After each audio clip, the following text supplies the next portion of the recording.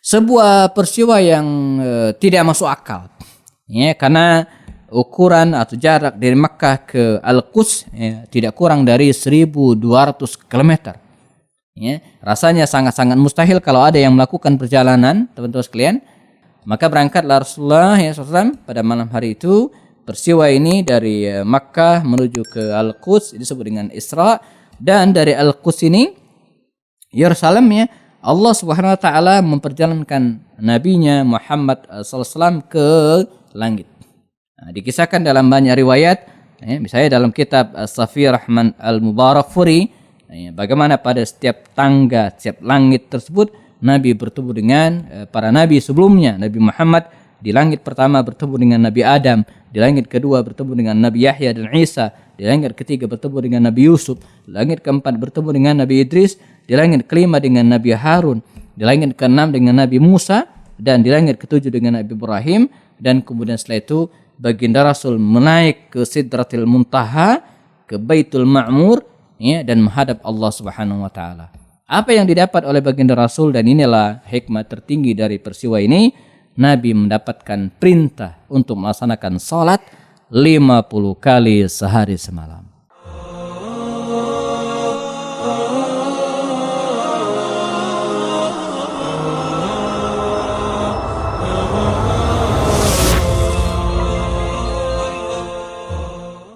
Assalamualaikum warahmatullahi wabarakatuh. Alhamdulillah, wassalatu wassalamu ala Rasulillah wa ala alihi wa sahbihi wa mawalah. Rabbi syrah li sadri wa yassir li amri wahlul 'uqdatam min lisani yafqahu qawli. Kita masih dalam program belajar sirah, ya, mengenal Rasulullah sallallahu alaihi wasallam lewat video pendek bersama saya Happy Andi Bastoni, dan kita akan bahas, teman-teman sekalian, sebuah peristiwa yang diabadikan oleh Al-Quran, ya, yaitu surat Al-Isra, ya, peristiwa Al-Isra dan Mi'raj, ya. Nah, bagaimana peristiwa ini terjadi? Ada yang mengatakan bahwa di antara hikmah peristiwa Isra dan Mi'raj ini, dia merupakan tasliyatun lin Nabi, semacam hiburan bagi baginda Rasul SAW dengan wafatnya dua orang yang sangat beliau cintai, yaitu Abu Talib dan istrinya Khadijah radhiyallahu anha. Walaupun para ulama berbeda pendapat tentang waktu terjadinya peristiwa Isra dan Mi'raj ini, yang hari ini biasanya kita kenal di tanggal 27 Rajab, ya. Bahkan Syekh Al-Islam Ibnu Taimiyah itu mengatakan tidak ada dalil satupun, kata beliau, yang tegas menyatakan terjadinya Isra dan Mi'raj pada bulan tertentu, ya, atau 10 hari tertentu, atau ditegaskan pada tanggal tertentu. Bahkan sebenarnya, kata beliau, para ulama berselisih pendapat mengenai hal ini. Tidak ada yang bisa menegaskan kapan waktunya terjadi. Adapun tanggal 27 Rajab hanyalah salah satu pendapat yang sebenarnya tidak seluruhnya ulama sepakat tentang kepastiannya. Namun para ulama sepakat bahwa peristiwa Isra dan Mi'raj ini terjadi sebelum hijrah. Jadi bukan setelah hijrah, antara 3 sampai 5 tahun qabla al-hijrah, sebelum hijrah ke Madinah al-Munawwarah. Nah, apa hikmahnya, teman sekalian? Bahwa kita tidak dianjurkan, bahkan Allah Subhanahu wa taala menutup peluang mengkeramatkan tanggal tertentu. Nah, karena itu kalaupun hari ini ada di antara kita yang memanfaatkan momentum 27 Rajab itu, lalu kemudian melaksanakan, ya, acara peringatan atau hal-hal lainnya, gitu kan. Pertama, ini memang tidak ada contoh dari Nabi dan para sahabat, ya, maka itu tergolong al-urf atau kebiasaan saja, yang mungkin ada hikmah. Tapi yang pasti, ya, kita tidak boleh mengkeramatkan tanggalnya. Jadi tidak ada anjuran tertentu yang untuk melaksanakan rangkaian-rangkaian ibadah tertentu, ya, bersifat ibadah-ibadah umum saja, ya. Kemudian kita bahas peristiwanya. Jadi sebagaimana diabadikan oleh Allah Subhanahu wa taala dalam surat Al-Isra, Allah Subhanahu wa taala berfirman, Subhanalladzi asra bi'abdihi lailan minal masjidil harami ilal masjidil aqsa alladzi barakna haulahu linuriyahu min ayatina. Ya, kata Allah Subhanahu wa taala, Maha suci zat Allah yang telah memperjalankan bi'abdihi hambanya, ya, pada satu malam lailan minal masjidil haram ilal masjidil aqsa. Dari sini kita dapat penjelasan bahwa Allah Subhanahu wa taala yang memperjalankan hambanya Muhammad sallallahu alaihi wasallam minal masjidil haram, para ulama sepakat al masjidil haram fi Makkah, di Makkah, ilal masjidil aqsa, ke al masjid al aqsa. Ya. Di manakah al masjid al aqsa tersebut? Ya. Benarkah al masjid al aqsa di Palestina? Ini pertanyaan yang mungkin ada di tengah kita, ya. Yang dimaksud dengan al masjid al aqsa adalah kawasan yang berada di Palestina, ya, di kota Al-Quds atau Yerusalem hari ini, ya. Dalilnya apa? Dalilnya ketika baginda Rasul hijrah ke Madinah dan kemudian dilaksanakan telah sholat berjamaah, dibangunlah Masjid An-Nabawi, ya, dan seterusnya, ya. Kiblat kaum muslimin waktu itu adalah ke Al-Aqsa. Dan kita lihat bukti sejarah hari ini bagaimana Masjid An-Nabawi itu kiblat pertamanya ke arah utara, ke arah Al-Aqsa yang kita kenal hari ini di Palestina. Artinya, ya, kalau Al-Aqsa bukan yang dimaksud di Palestina, maka ngapain Nabi menghadapkan kiblatnya ke situ sebelum kemudian dipindahkan kiblatnya ke Masjid Al-Haram sebagaimana kita laksanakan hari ini. Nah, ini sebagai dalil teman-teman sekalian bahwa Al-Masjid Al-Aqsa dimaksud adalah Al-Masjid Al-Aqsa di Palestina, sebuah kawasan yang terletak di kota Al-Quds, ini kita pahami hari ini. Dan ini juga memberikan isyarat kepada kita tentang pentingnya, ya, kita peduli, ya, dengan Al-Aqsa yang hari ini dijajah oleh Zionis Yahudi, ya, dan menguasai daerah tersebut. Di antara target kita adalah membebaskan Al-Aqsa, ya, mengembalikan Al-Aqsa ke dalam pangkuan kaum muslimin. Dan ini bukan mustahil. Ya, dulu di masa Umar bin Khattab, di mana sebelumnya wilayah ini sekian ratus tahun lama yang dikuasai oleh Romawi, ya, maka di tangan kaum muslimin kembali berhasil diselamatkan. Lalu kemudian setelah itu lepas di masa perang salib, lepas lebih dari 80 tahun, ya, kawasan Al-Aqsa ini dikuasai oleh orang-orang Nasrani, gitu kan? Ya, maka berhasil kembali diambil oleh Salahuddin Al-Ayyubi dan pasukannya waktu itu. Nah, sekarang kalaulah kawasan tersebut berada dalam kekuasaan Zionis Yahudi, maka tidak menutup kemungkinan dan bisa insya Allah kita ambil kembali berada dalam kekuasaan kaum muslimin agar kita bisa beribadah. Karena Rasulullah juga menegaskan, la tushaddur rihalu illa ila salasat masajid, tidak begitu dianjurkan untuk, ya, melakukan perjalanan kecuali pada 3 masjid. Al-Masjid Aqsa, Masjidil Haram, ya, Masjidil Haram, Masjid hadza, kata Rasul, masjidku ini yang ada di Nabawi, Masjid Nabawi, dan yang ketiga adalah Masjid Al-Aqsa. Nah, baik. Sebuah peristiwa yang tidak masuk akal, ya, karena ukuran atau jarak dari Makkah ke Al-Quds, ya, tidak kurang dari 1.200 km. Ya, rasanya sangat-sangat mustahil kalau ada yang melakukan perjalanan, teman-teman sekalian, dalam satu malam waktu itu, ya, dan dengan secepat itu dari Makkah menuju ke Al-Quds dalam satu malam dan PP, ya, pergi pulang. Nah, jadi bukan sekali, enggak, ya.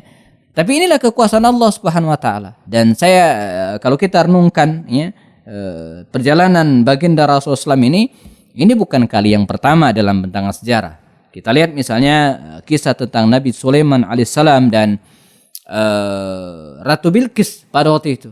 Ketika Sulaiman alaihissalam mengumpulkan bala tentaranya al-mala, ya, para penguasa pada waktu itu, dan kemudian menyambut kehadiran Ratu Bilqis yang akan datang dari Yaman menuju ke Palestina di masa Sulaiman alaihissalam, maka Sulaiman memberikan semacam challenge, ya, kepada pengikutnya, ya, man ya'tini bi arsyiha, siapa yang bisa mendatangkan arsy sehingga sana Ratu Bilqis yang ada di Yaman ujung selatan bagian Jazirah Arab, ya, menuju ke bagian utara Jazirah Arab di daerah Palestina. Itu kan dari ujung ke ujung, ya. Man ya'tini bi arsyiha, siapa yang bisa mendatangkan arsy-nya sehingga sananya. Maka dikisahkan ada ifrit, ya, ifritun minal jinni yang mengatakan ana atika bihi qabla an taquma min maqamik. Saya bisa mendatangkannya sebelum Anda berdiri dari tempat tidur. Kata jin Ifrit, sebagaimana diabadikan oleh Allah dalam Al-Quran, yang surat 27 surah An-Naml ayat 39 dan ayat yang ke-40. Maka ditantang lagi oleh Sulaiman, siapa lagi yang bisa mendatang lebih cepat?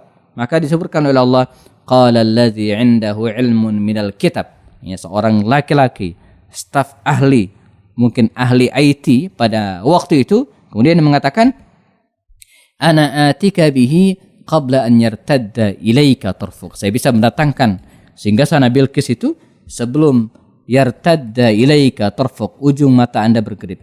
Ting, udah nyampe. Jadi, dan itulah yang kemudian terjadi.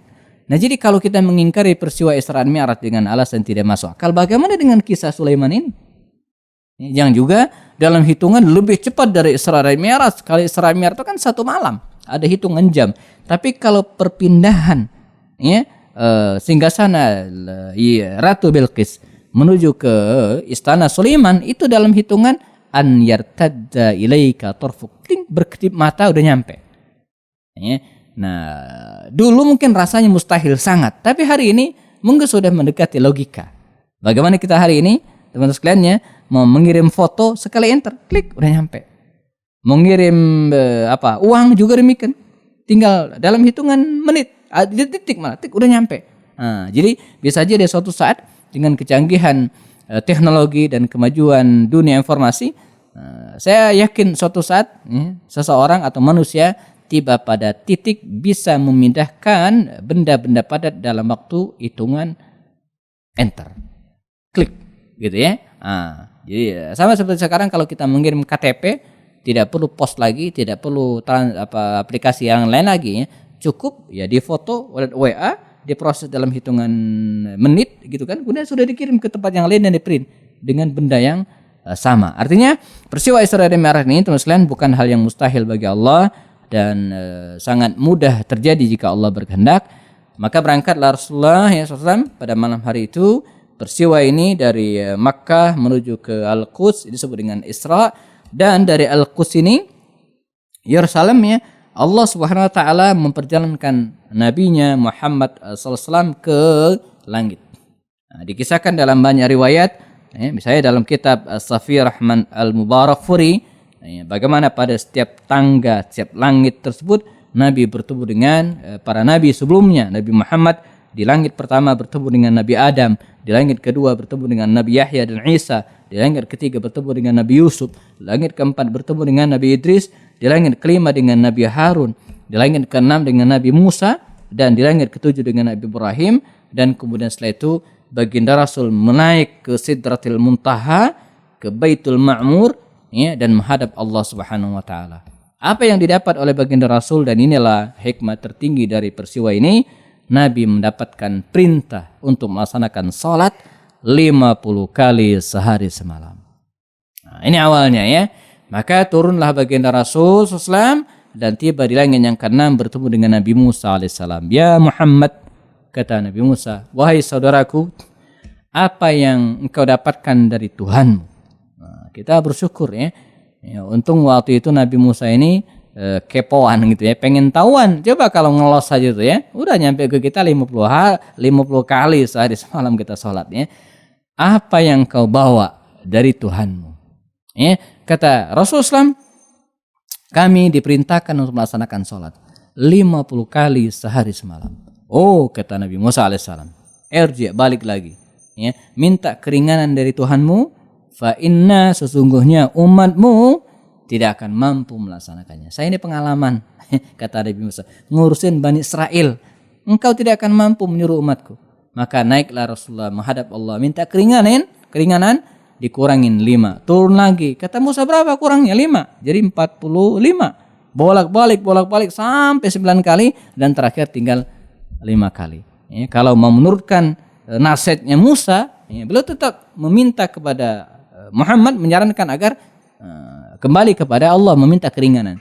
Tapi kata Rasul cukup. Maka sampai hari ini teman-teman sekalian, salat yang kita laksanakan sehari semalam 5 kali. Namun demikian, insyaallah pahalanya tetap 50 kali. Sebab bikulli hasanatin, setiap satu kebaikan bi asyri amsalihha, dilipat gandakan menjadi 10 kali lipat. Jadi kalaupun kita sholatnya 5 kali sehari semalam, insya Allah pahalanya juga 50 karena dilipat gandakan menjadi 10 kali lipat. Sebagaimana puasa juga, puasa Ramadan sebulan dilipat gandakan 10 menjadi 10 bulan. Makanya kita dianjurkan melaksanakan saum Syawal 6 hari, setara dengan 2 bulan atau 60 hari. Maka lengkaplah. Siapa yang melaksanakan puasa Ramadan sebulan penuh ditambah dengan 6 hari di bulan Syawal, maka dia puasa seperti orang yang berpuasa setahun penuh, 12 bulan. Karena pahalanya 10 kali lipat.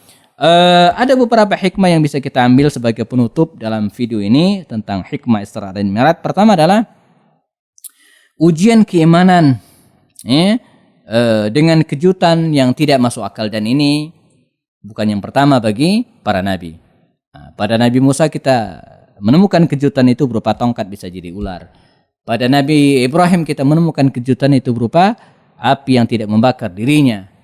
Pada Nabi Sulaiman kita menemukan mukjizat itu, kemampuan Sulaiman berbicara dengan banyak hewan dan seterusnya. Jadi bukan hal yang baru, bukan hal yang aneh bagi kita. Yang kedua, mempertegas kerasulan Muhammad sallallahu alaihi wasallam.